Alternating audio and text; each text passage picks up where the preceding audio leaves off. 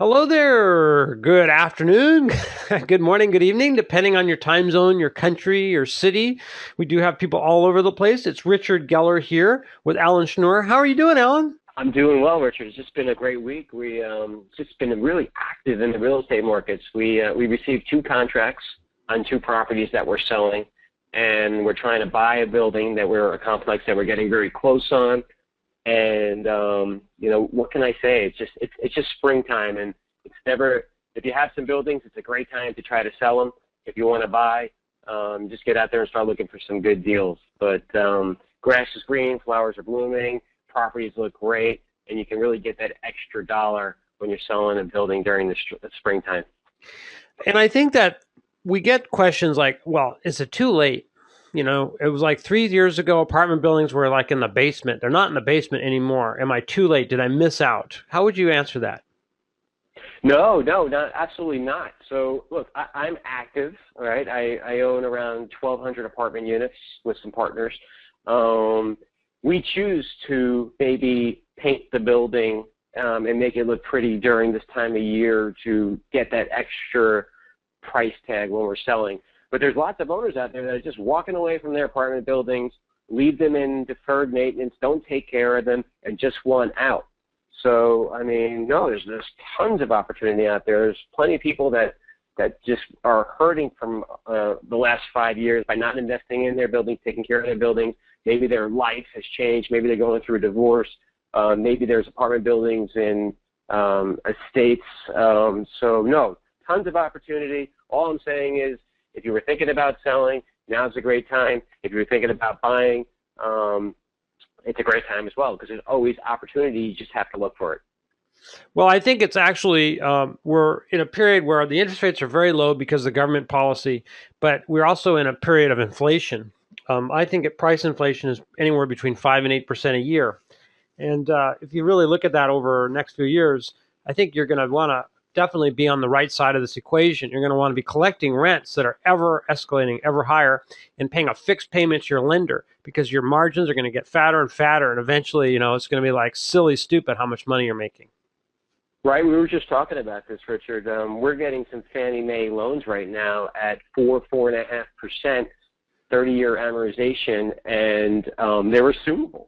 So not only are the payments very inexpensive for us, not only are we paying down the balance of the building, but when we decide to sell the building and we have this 4% interest rate on it, it's that much more valuable to a buyer because it comes with financing from the government. Yeah, and one of the things I want to point out is as you get into these higher loans and what they call agency loans, which are loans guaranteed or made by government agencies, most of them are non-recourse. So you don't have to sign personally for them. And there's even the possibility you can have mediocre credit and you can kind of get these loans and not personally be on the hook for them. So there's so many advantages to this financing that's there right now. Great point. Because sometimes when we're just getting involved in apartment complexes, we go to the local bank and we get maybe like some kind of 5-year loan from the bank. And sometimes on those loans, you do have to personally sign for them or know somebody that will sign on the loan for you. But when you start working with government agencies like Fannie Mae or even some other larger institutions, you can take the responsibility away, and we call that a non-recourse loan as opposed to a recourse loan. A recourse loan is a loan that you're responsible for, your name's on the note. But a non-recourse loan is if things don't work out, all you got to do is drive over to whoever's in charge of that loan and hand them the keys, and you can walk away from the building. And that happens all the time, and that also leads to huge opportunity for buyers like us to find deals that people are walking away from.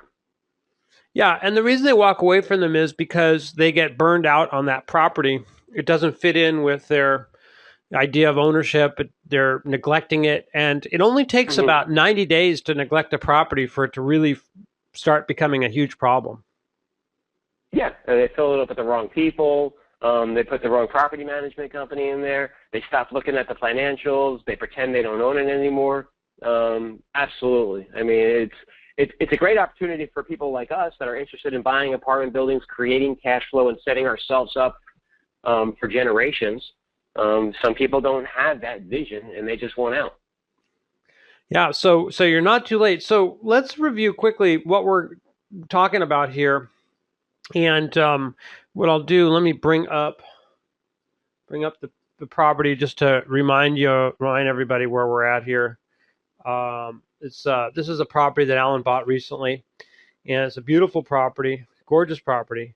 We talked about the purchase contract yesterday, and we're going to be focusing today on the next step. We already went into the let's go to our mind map here.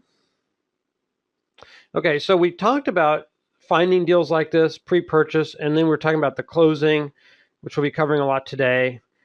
Rehab, lease up, managing it, and maybe even managing other people's buildings. That's where we're at. We spent a lot of time and talked about letters of intent and the purchase contract. So today we're going to be focusing a lot on due diligence. And if we have the time, we're going to go into the financing and then into the closing, and then we'll be moving into the rehab. So this is going to be your complete formula for getting your first apartment deal done.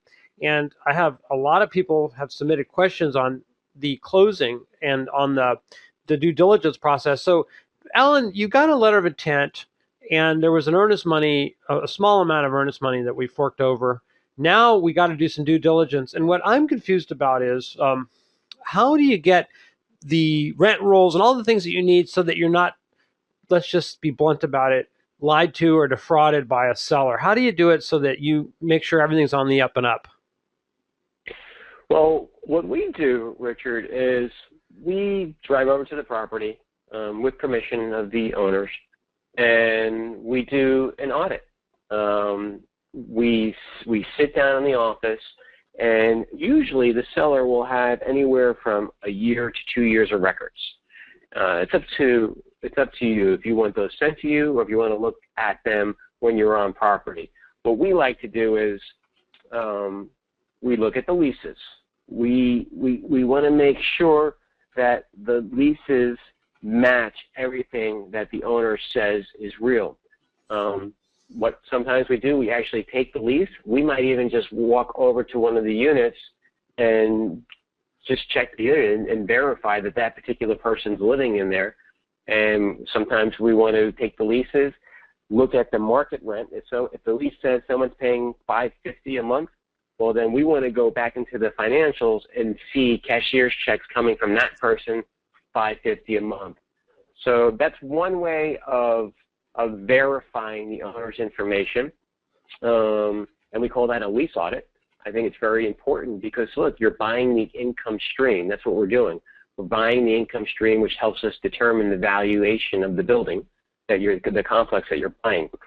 The second thing we'd like to do when we're on site, we like to walk the property. And we're there, we're in our due diligence period, and we want to make sure we're getting everything that's been promised. We want to make sure that everything the seller is saying is true. Richard, you want to go through that checklist that we sent over? Absolutely. Let's do that because we're in this due diligence period, and then we want to make sure that we're covering the bases, and it's not just a matter of making sure things are on the up and up. I mean, the most common things I would imagine, well, I know, are expenses that we don't catch because we're buying the building based on a net income number. And if the net income number is not accurate, it's usually because the expenses are understated, and maybe the income is overstated. Do you find that this is common? I mean, I'm not saying maliciously, but is it just a common thing that expenses are missed and the net income figure is actually lower than what the seller represents? Yeah, it is. It's always common. I mean, they're really going to present the building to you in the best possible light, so you buy it. So you have to get in there and don't believe everything that is being said, and figure it out on your own. And we use this checklist to help and keep us organized. And let's go through it. And you'll see what I mean here, because it's stressful. Look, this whole process, it could be fun, enjoyable, and it's easy. It's really easy. So we created this checklist that helps us stay organized and in control And we want to have a very productive day when we're doing this, and we want to get past it. You want to verify the information as fast as possible so you can move on to the next step in the purchasing process. So this is what we call a property takeover checklist. And it's important, they're the first line property, so, that would say Casa Bonita. That's what we're really talking about here, Casa Bonita. Okay. And, we drove over to the property, and we walked right into the leasing office, and we asked the leasing agent for a current rent roll. Now, by this time, you'll have a rent roll from the broker. You'll have a pretty good idea what you're looking at. Hey, Richard, should we go down the checklist right now, or should we show them what a rent roll looks like? Well, let's go and show them a rent roll while we're focused on it.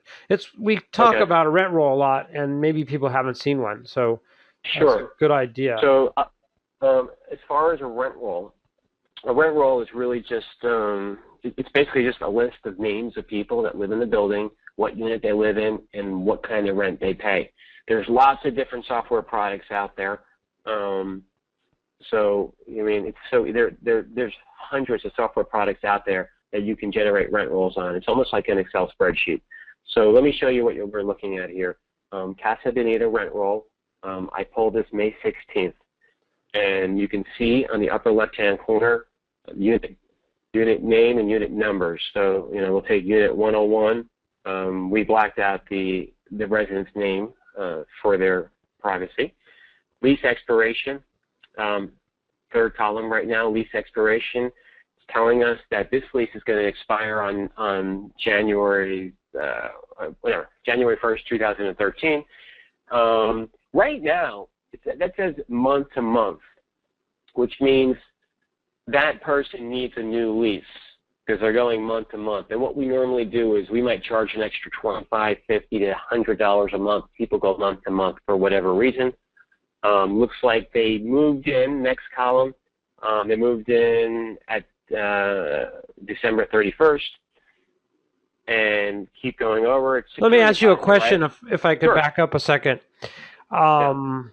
Okay, I just want to point out a couple things. Your unit names is you have the bedroom and bath count and the square footage, which is very helpful in the name of the unit. So you can look at this and immediately kind of see what people are paying and for how much. That's very useful. But I also wanted to say that about leases, that's an odd lease. I mean, there's probably a story about that one. But usually, don't landlords, or don't you try to get them to sign a new lease maybe a month or so before the expiration of the old one, or do you bother with that? We do. But everyone needs to remember, we haven't even owned this building for 120 days. So we're still getting organized with stuff like that. I'm not exactly sure what the story is with this tenant, and maybe they want to go month to month. I'm not sure. We're going to find out. So, but what we normally do in software products like this, it's kind of interesting, Richard. They'll break down all your lease expirations on a timeline based on months. So there'll be a line for January, then a line for February, January, February, March, April, May, for all the 12 months. And this product will let you know, it'll say, hey, you'll have 6 expire in April. You'll have 8 leases expire in May. You'll have 11 leases expire in June. So you can set yourself up. And what we do sometimes is we might say, okay, we have some exposure here, say in the month of June. We have 11 leases coming due. Why don't we start working on it 90 days in advance and offer special for someone to sign a new lease?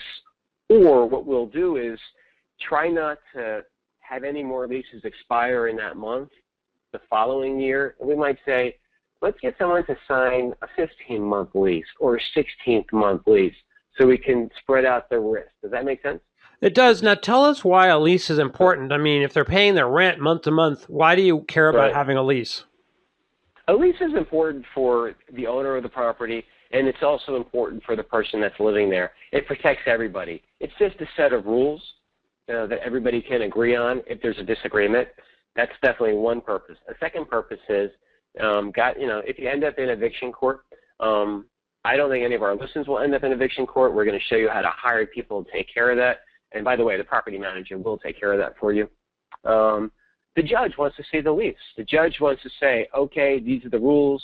Everybody signed off on this. What's the problem? You didn't pay the rent.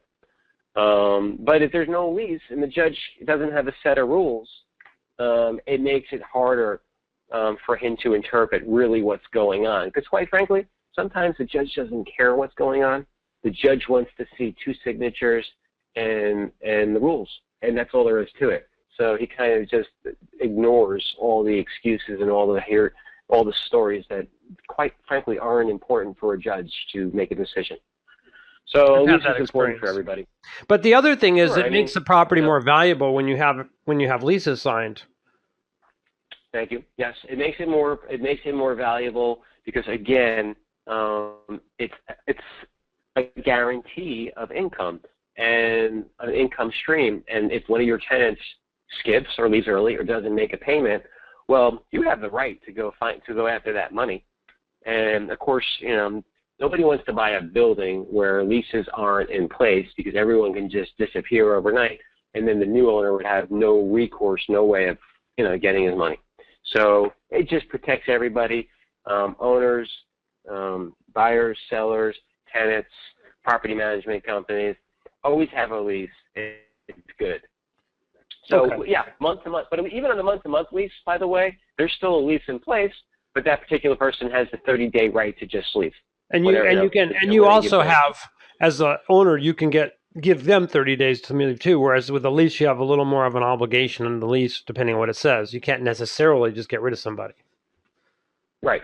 Absolutely. So again, it protects everybody. So when you look at this, we're doing the due diligence now. When you look at this, you see the term and expirations, and we're going to show you a summary of this. But the point is that if you're going to look at a building and it's all month to month, what does that tell you about the building?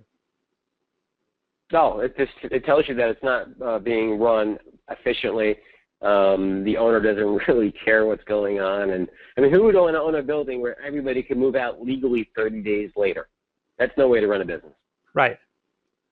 So, I mean, occasionally, by the way, some people ask me if I'll do a 6-month lease because they're just in town, maybe on a job, and they only need a place for a half a year, or they're, it really depends on the time of the year we find ourselves in and how full we are. This particular building, it's in front of the water, and it usually stays full.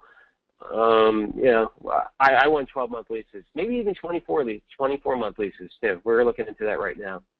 You want to control your turnover. I mean, turnover is by far going to be one of the biggest expenses you encounter when you own apartment buildings. So, if you can nip that problem in the butt from the beginning, you're going to make that much more money. Your building's going to be that much more valuable, and you'll be happy. It'll be easy. Good. Okay, thank you. I'm glad we took that little trip here. So then on the due diligence, we're talking about the move-in date, and then the vacate date would be if it's empty at this point. And I just want to add. So look, you can't see the names, but let's say Joe Smith lived in Unit 101. When you're doing this lease audit, you can go find Joe Smith's cashier's check or check, and you might just want to randomly pull a few checks just to verify all the information is correct. Yeah. So yeah, okay. So that's a great point. It's a great point. Definitely. Because otherwise they can be, they can say they got rents that they didn't get, and they're overstating the income that you're buying the building based on. Right. So we're just kind of, just trying to be smart here and do a little detective work and make sure everything is on the up and up, which it usually is. Mm-hmm. Okay, security deposit. We're in a market where this is a C-class building. It's a C-class building in a B, A-class neighborhood. So we have a lot of upside potential here, but the type of person that's living in this apartment complex right now, they just, they live month to month like a lot of us. I'd say the average income is anywhere between $40,000 and $65,000 a year. So the reason why I bring that up is because when someone's moving, it's a big thing in their life, and they don't have a lot of money always. They have to come down with a deposit. They got to come up with maybe first month's rent. They got to move all the utilities over and stuff like that. So this particular submarket, we keep the security deposits low. I mean, I'm here in Texas, and it's different in different areas of the United States. But check it out. I mean, this person's rent looks like it's almost $800, and all they have to do is give a security deposit of $250. Richard, that's very low. So Yeah. Yeah, and that's just the way it is right now. So as we stabilize the building and we try to create a stronger tenant base with more wealth and responsibility, we try to raise the security deposits. But that's what it is. This person came in probably on some kind of special, and all they had to do is put down a $250 security deposit. I do want to. I want to mention something. Sure. When you're going to close on this building, there's going to be a final number because that money is money that the landlord is going to transfer to you on paper anyway, right? That is correct. You Seller? get a credit at the closing table, and it really helps you buy a building sometimes. Sometimes there's an extra $25,000. Now, technically, look, that's not your money, but that money is deposited into your account, or it was deducted at the closing table from the sales price from the seller, and that money is transferred to you. Use that money as you may, but remember that it's security deposits, and they need to be returned. Now, with that said, security deposits here in Texas and the Class C business, I will say that very, very few deposits are returned. The money is used to rehab or paint or fix the unit on the way out when the person moves out. It's just the way it is. If it's not found in the condition that it was rented out when they leave, I'm in my rights to keep that money and fix the unit. So again, it keeps the expenses down, and you want to fix that unit, turn it over as quick as possible, and get someone else to live in there. Okay. So some people, one of these people is paying $805, and this person's paying $250, which is amongst the lowest. So that's kind of a range there, depending on the deal that was struck, I suppose. Where do you see? You see the market rent? Is that what you mean? $795. Okay, security deposit here is down there. No, I was looking at security deposit. This is $805. Right. And then this one is $250. So I was just noticing. You're absolutely right. It looks like their rent is around $7 or $855. So in normal markets, security deposits, first month's rent as well. So and this is a new one. They just started with you, so they paid a higher security deposit because you're in the process of upgrading. I suppose upgrading tenants too. Thank you very much. And that's what we want to do here, right, everybody? That's what we're getting at. You want to buy these buildings as cheap as possible, and you want to bring some value and turn it around and do a little rehab, a little, carpet, tile, paint, and that's what's happening right here. So, I'm in there now. We're in control, and we're starting to rent out units for above $800 and not settle for $250 security deposits, as you can see. That makes a huge difference. Okay, that's very helpful. Right. I mean, we'll stay on subject because we're talking about rent roll. Makes a huge difference in the valuation of the building. It's good. What we're going to make in this building, we'll talk about maybe next time, but a huge difference. I will just say you're in the process of adding about $1 million of equity in this building, and we're going to be watching this with our own eyes and seeing how it's done. And I'm not, we don't know anything for sure, but that's sure what it looks like to me. That right. And it's just a 39-unit building, one 39-unit building. Yeah, so that's a life changer for somebody, a life changer. Absolutely. It's a life changer for me. I mean, it's just, imagine, extra money like that. So, okay, so then the rest of this is stuff like electric and I guess that's something that you're not, in your building, you're not, you have separate meters or you don't have separate meters?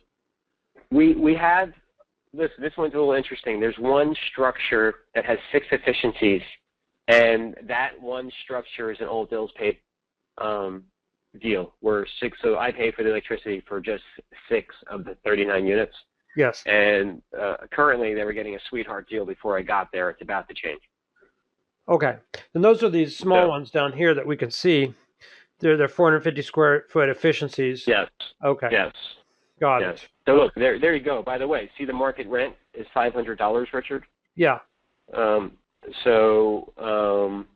going to probably, the reason why we've added this this all bills paid column, we're probably going to tell them soon, as soon as their leases are up, yeah, you're $500, but now you're going to have to pay an extra $100 to $200 for your electricity. Mm-hmm.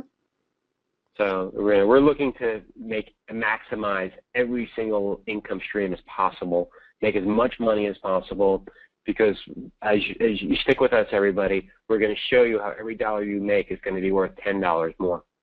So, yeah. So you make another dollar, and you've actually made $10 when you sell the building. Right. So another thing I want to ask you is if you're going to be adding these charges, we're still on due diligence, but we're taking a few little side trips. If you're adding these charges up, do you end up turning over a lot of the people in the building, and then you just have to be prepared for that? Well, we do and we don't. There's some people in the building living there that, quite frankly, I wouldn't rent to, and we requalify them. We run their credit again. Oh. And if it works, then they're more than welcome to stay. But if there's any kind of blemish, then maybe they're not welcome to stay. But if they do want to stay and they pass our criteria, well, those prices were then, and these are the new prices. And you'll find for an extra $50, $100, or $200 a month in increases that that person might go look around the marketplace and see that that's the real price anyway, and the past owner never raised rent because they didn't care enough to do it, or they just don't want to invest all the money in moving and the time, right? Moving stinks, right, yeah. Richard? Right. It's stressful, it's costly, so maybe, sure, why not just stay where we are and show them that you care. I mean, we're doing a rehab right now. They're seeing all the changes. So they should have to really pay a little more for that. We're making the place safer. We're throwing new paint up. We're getting rid of all the rotten wood. We're taking better care of the pool. We're showing them the value. They understand that they're going to have to pay for it as well. Right. Okay. All right. So what else is there? Okay. The other question I had is you've got market rent and then the rent you're charging. So what is the difference, and why do you have it set up this way? Like, why do you have this done like that? Well, the market rent is, in a perfect world, we would get $550, but maybe that person was given some kind of concession, some kind of discount on the way in. Maybe we gave away 2 weeks, maybe we gave away 4 weeks, and we spread it out over a 12-month period. We gave them some kind of discount to entice them to stay or sign another 12-month lease. So the market rent in the perfect world is what it should rent at, but the rent rate is what we're truly getting. Sometimes it's over, sometimes it's under. Sometimes we need to go in there and fix the market rent. Like, for example, 3 or 4 lines down, it says market rent of $550, but you can see $580 being collected. Right. So it's a little tricky. Again, it's only been 90 to 120 days, so we're working things out. Maybe that person was only paying $550 in the past. They've been there. Look at that. They moved in 2006. Right. We said, we want you to stay, but this $550 a month isn't going to cut it anymore. Your lease is up. We want you to stay. We need a $30 bump to $580. Look at all the changes we're making around here, and they'll agree. So, I mean, again, $30, times 10, and we've just increased. We're making so much. We're gonna teach everybody, when you start bumping rents, you make hundreds of thousands of dollars on your exit strategy when you sell the building. Sure. That's what we're doing. You're looking at it right now. You're seeing how we're forcing a higher rent rate. Okay, excellent. Do you want to go? And then the rest is self-explanatory. Someone comes in. We'll go to the first line again. Someone comes in. Their rent rate, their market rent is $795. They pay $795, and they have no balance, zero balance. Okay. So that's a tenant. That's great, good standing. Right. If you want to go to Unit 113. Right. Unit 113, their market rent is $700. They haven't paid. You can see now they owe $830.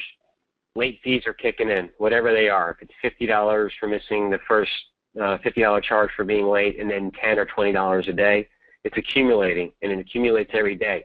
I want everybody to know that usually in this business, or at least on almost the 2,000 units that I manage, we see monthly 3 to 5% income well, let me say it this way. Around 5% of the collection's total income at the building will be just on fees. Okay. Fees are important. So if you were going to collect, just say $10,000 in fees, most likely $500 more you can charge for late fees. So you'll get $10,500. Collect fees. I've seen, this is a problem with some newbies in the business. They're shy. They don't want to rock the boat. No, you want to ride in there on your horse, your white horse. You want to show everybody, you're here to take control, beautify the property. But we're going to have some strict rules here. If you don't pay me on time, there's late fees. So that's what's happening right there. Yeah, and so it's big, and again, let's just go at it again. We can't emphasize this too much. If you're at $10,000 a month income and you add $500 a month late fees, you've added $50,000 to the value of your property, basically. Unbelievable. Yeah, absolutely. So if you want to go to page 3, the summary of the rent roll, it really just, in a very simple way, summarizes all these numbers. Okay. I think everybody will really enjoy looking at that part. I know that's one of my favorite parts, of just looking at the summaries. So it's a little cut off here, but there you go. Oh, there you go. All right. So look, upper left-hand corner, unit analysis underneath Casa Bonita. It's a 39-unit building. 37 units are occupied. We got 2 vacant. And according to this, there's no one waiting to come in. So I have 2 vacants. Lease analysis, the next box over, sounds like I have 30, what is that? So 37, 36 leases are on 12-month leases. Oh, sorry, 35, and then 2 are month-to-month. And now that we're talking about that, I'm going to go research that when we get off of this. Mm-hmm. Current occupancy. It's a good number, everybody. 95%. That's a good number. Yeah. There's some minimum numbers you need to meet for lenders to want to make the loan or to get the kind of rates you want. And the 95% is pretty much golden, right? That's pretty much the number that everyone loves to see. Yeah, we have this 90-day rule. 90%, stay above 90% for 90 days on your collections and your occupancy. We call it the 90-90 rule.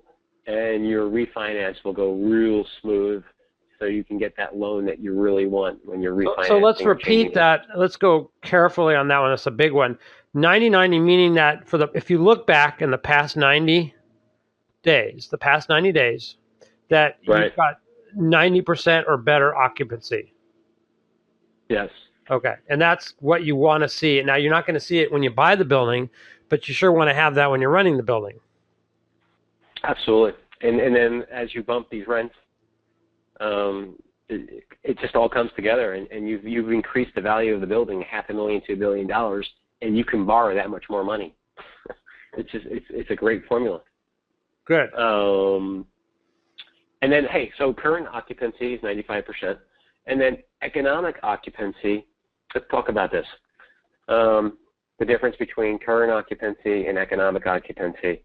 Basically, current occupancy means physical occupancy.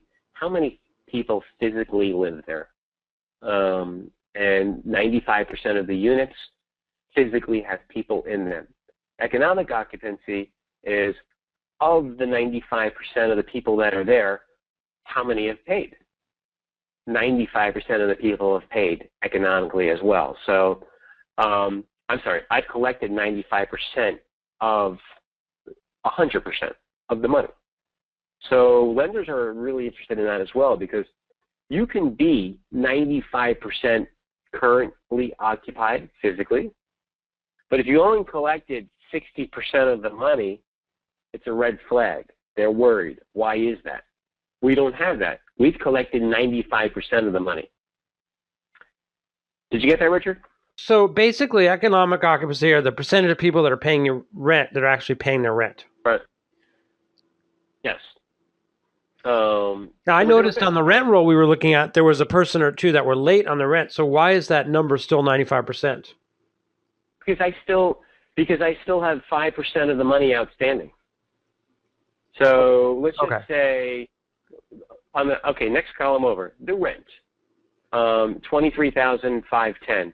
That's how much I can collect in a perfect world if everybody paid. Net rental income, I've collected $21,997. So I have some money I got to get in there and collect. Not only that, I have an opportunity to go collect those fees and go past $23,510. So, and listen, you asked me about concessions earlier when we were talking about it. We were talking about market rent and rent. We've concessed. We've given people specials. And what does it cost us? It's cost us $1,13, the number in between. Okay. So we've given it away. I mean, so you gotta be careful in how much you give away, because you're really giving away money when you give away we count every day in every unit, and when we don't an empty unit, uncollected, is just lost money. So we need to know how much money we're giving away. So look, bottom line is we've collected around $22,000. We got approximately $1,000 outstanding, and that's around 5%. Yeah, that's so pretty that's nice. 95%, right? Yeah, it could always be better, but that's pretty good. Listen, when we bought this building, these numbers didn't look anything like this. It was in shambles. I'm not quite, I want to say maybe 50 or 60% occupied and probably like 40% collected. So in a matter of a few months, we've turned this whole thing around. And by turning it around, we've just created this massive amount of equity and wealth. Not only is it going to be a cash cow if I choose to keep it, but if I sell it, it's going to be a beautiful package wrapped up for someone to buy with they're going to be confident in their cash flow and how much money they can make, and they're going to pay for the service that I provided for them. And that's what we're doing here. You know, it's really up to the person listening to us right now. Do you want to buy a deal that's been rehabbed and has a very predictive cash flow every month? Or do you want to buy a deal where it's an add value deal? You got to get in there for 3 or 4 or 5 months and turn it around and paint it and get good tenants. It's up to you. There's definitely a lot more money doing it in the way I'm doing it right now, finding something that's distressed, turning it around, repositioning it and remarketing it and raising the rents. It's easy. It's truly easy. I got to tell you, I've been to this property less than 6 times in 4 months. I'm just on top of it through email and texts and phone calls.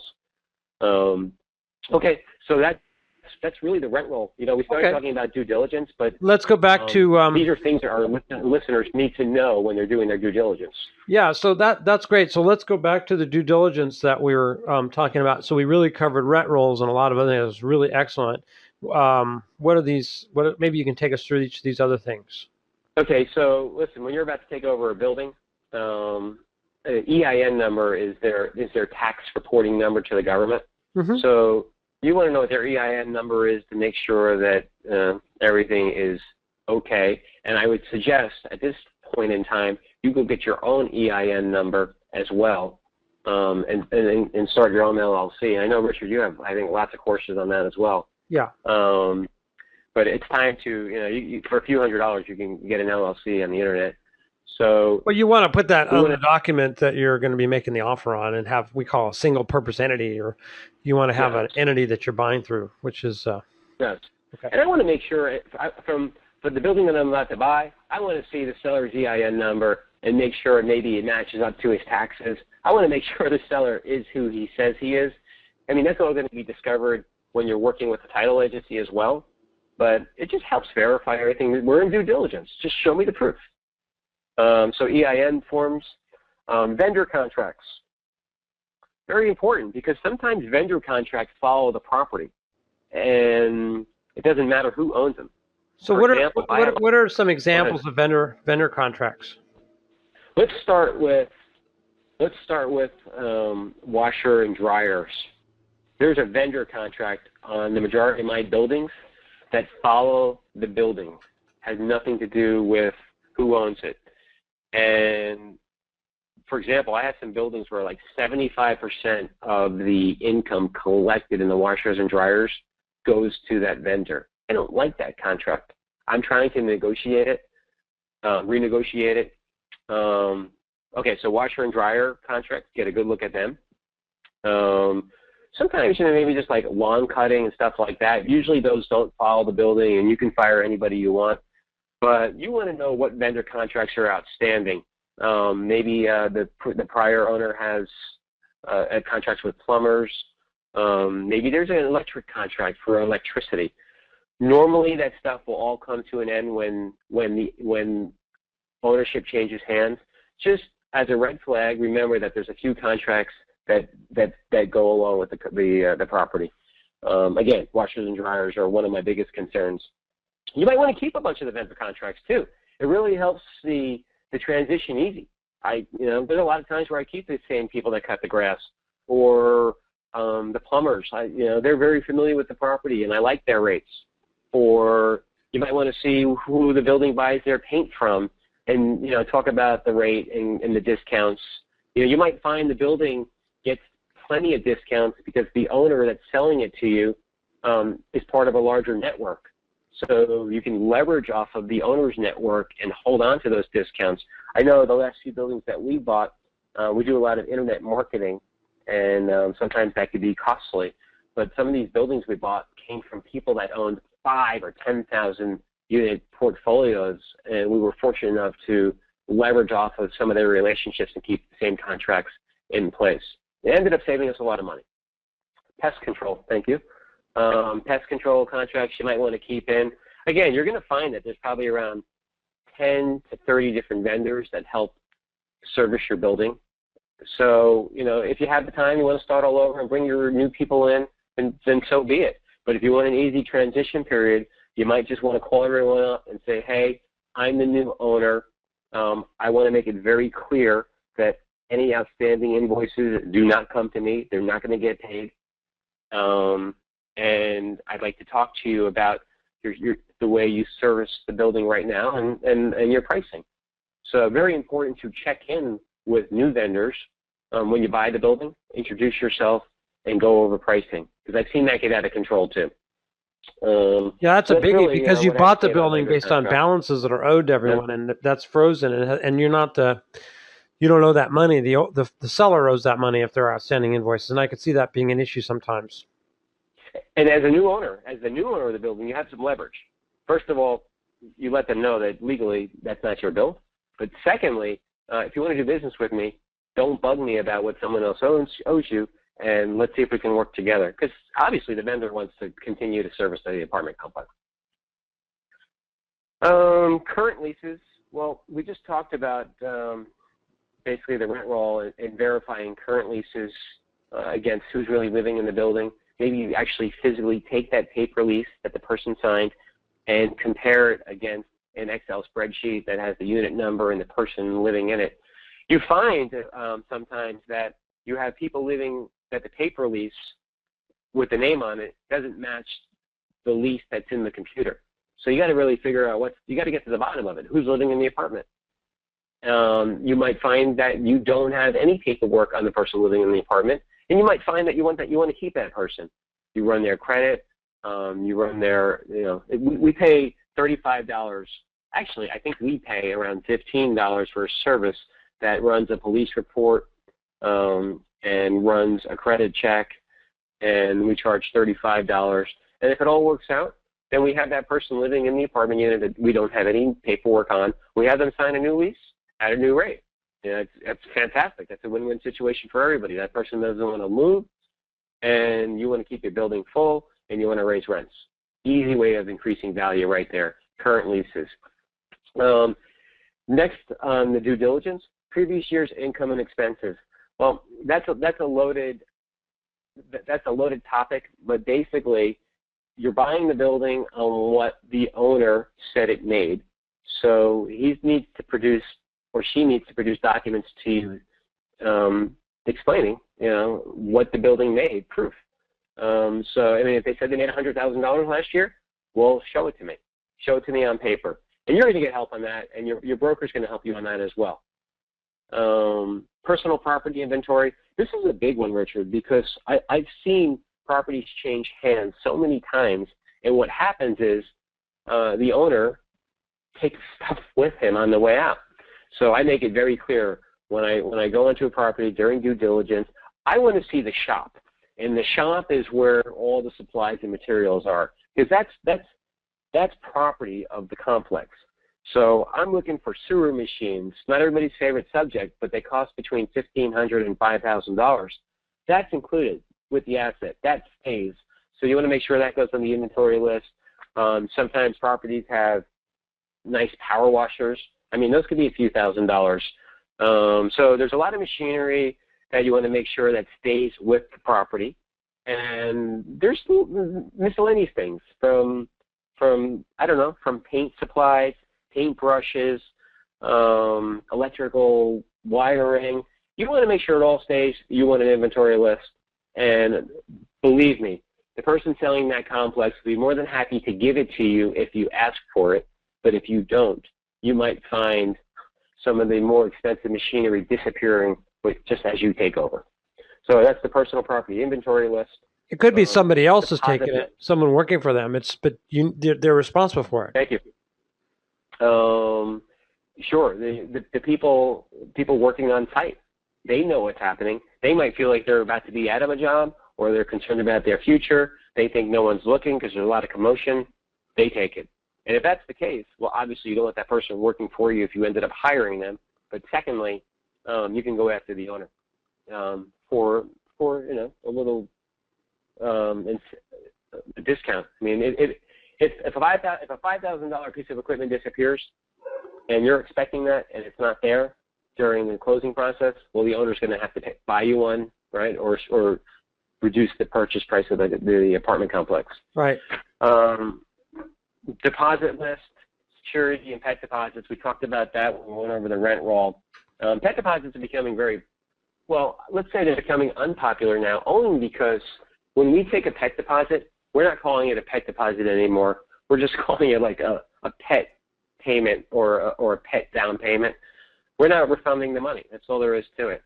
As far as I'm concerned, it's going to cost a few $100s, whatever your pet deposit is, when they move out to make that unit smell good. So, but it's important, all right? So you want to make sure, for the sake of due diligence, that you receive all deposits that the owner has, because A, you might have to return it to the people living in the units. It's your money. You know, you're going to be responsible for returning that money if the owner doesn't give it to you one way or the other.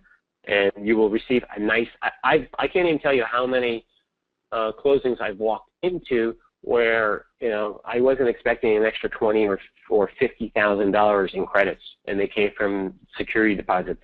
It's a fantastic feeling, because you think you need to bring I don't know. I can remember a closing where I needed to bring $60,000 to buy a $2 million asset. I had to bring $60,000 on an owner finance deal, but that particular owner gave all the security deposits to me. So $60,000 down payment turned down into a $30,000 down payment. So you want to get all the credits that are due to you. So verify the security deposits.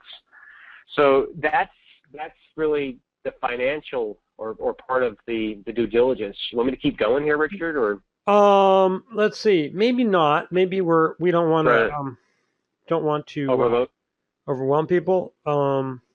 But really, that's the process here of not just going down with everyone who's listening. Let me give you 100 things you have to look for. If we want to break out and show you an actual rent roll, this is really how you learn, by seeing it. It helps you remember things, right? Yeah. So the financial history, I mean, we can just summarize that. We're looking at financial statements and all the notices and what are we looking for there? The financial history. Again, maybe we can just sort of dispose of this section quickly. A few things. You want to, during your due diligence, you want to make sure that if they said they made $100,000, it's going to say somewhere on their profit and loss statement that they made $100,000. But one thing I want to really point out here, you're getting ready to take over this building. Have your bank account set up before you take over the building, because I'm telling you about all these credits and all these, you need somewhere to put the money, and you're going to get pretty busy day one when you're taking over the building. So these are things you can get prepared for. Have your bank account set up. Again, have your EIN number from your LLC. know who your banker is, have their phone number ready. So that's why we have set up bank account on the financial history there. As far as vacancy and vacancy leased and notices, you're getting ready to take over this building. Maybe there's some people, there's probably going to be a few people that are behind paying their rent. You want to know who, and you want to know where that owner is in the process right now of evicting, or what are they doing to take care of the problem. And that's why we called, that's why we say notices. Notices are 3-day notices, 6-day notices, 10-day notices, and they're basically a warning that tenant's about to be evicted. You want to know what you're getting here. You know, for example, if you had 100 units, you know, you're probably going to have a few notices out there all the time. You want to know how far along the process the owner is in the eviction process. Delinquency, who's paid, who hasn't paid. This is actually kind of cool because you buy the building, and let's just say you had a $23,000, you were expecting $23,000 to come in. You buy the building 2 weeks into the month, and let's just say that $12,500 was collected. Well, of course, that owner is going to get the $12,500 because he owned the building. But for the last 2 weeks of the month, you own it, and not only should you get your $12,500 from collections, but any outstanding delinquency from the last few months, you'll get too. So, you know, it's interesting. You know, so there's lots of opportunity. The owner will leave behind the right to go after old delinquent accounts. Sorry, that's the financial history. It's a lot. That's great. But easy and better to know than not to know.